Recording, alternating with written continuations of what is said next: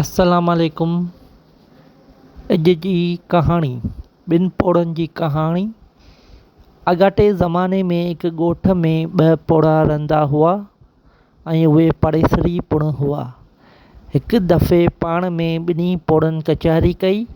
उन मां हिकु ईमानदार पोड़े ऐं ॿियो बेईमान पोड़े खे चवणु लॻो त यार, नए साल में नई ॻाल्हि या नओं कमु पाण करियूं। अहिड़ो को ख़्वाबु सोचूं जेको सचो थिए। त बेईमान पोड़े चयो, हा यार, इहा ॻाल्हि मूंखे तुंहिंजी पसंदि आई।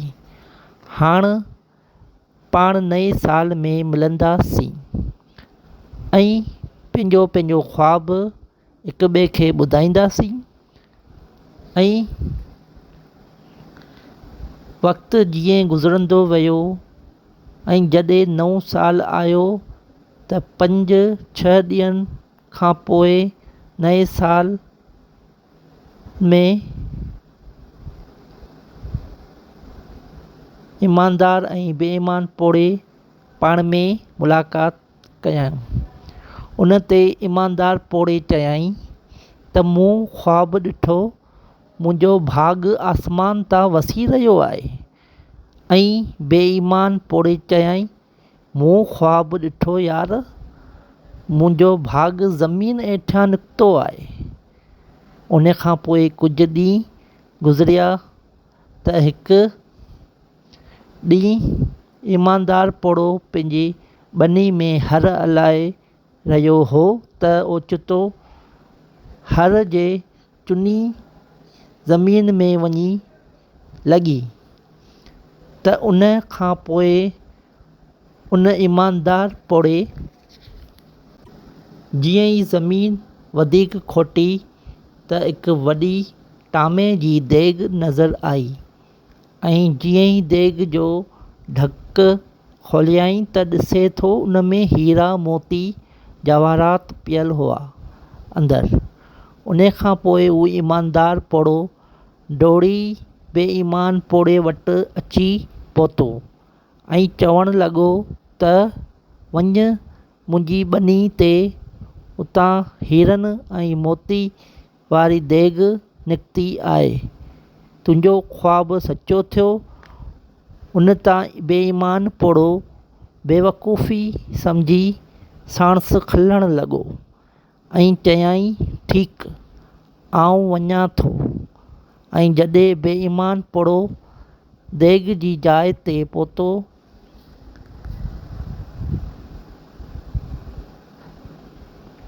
ऐं देॻ जो ढक खोलियो, ॾिठाई उन में नांग ऐं जीवड़ा पियल हुआ।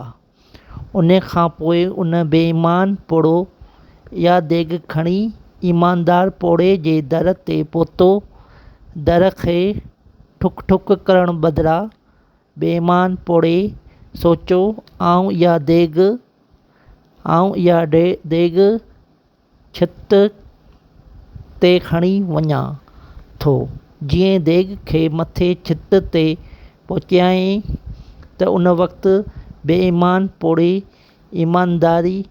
ईमानदार पोड़े जी ज़ाल जो आवाज़ु ॿुधायईं त उहा चवणु लॻी, ईमानदार पोड़े खे त सुठो कयो, उन जी अमानत उन खे ॾिनी।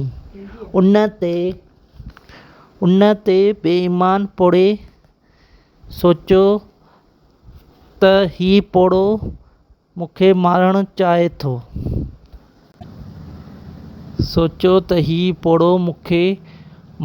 चाहे थो। हाणे आउं हिन देॻ खे उल्टी करे छित ते आउं हलियो वेंदुसि। भले इहा नांग ऐं जीवड़े वारी देॻ मां निकितल नांग जीवड़ा इन खे खाई मारे छॾींदा। ऐं जीअं ई देॻ उल्टी कयाईं, उन मां हीरा ऐं मोती निकिता। उहे हीरा मोती वञी छित खां हेठि ईमानदार पोड़े जे घर जे अङण ते आया। उन ते ईमानदार पोड़े संदसि पंहिंजी ज़ाल खे चवणु लॻो त मुंहिंजो ख़्वाबु बि सचो थियो, मुंहिंजो भाॻ आसमान मां वसियो आहे। दोस्तो, इन कहाणी मां इहो सबक़ु मिलियो त असांखे कॾहिं बि एतिरी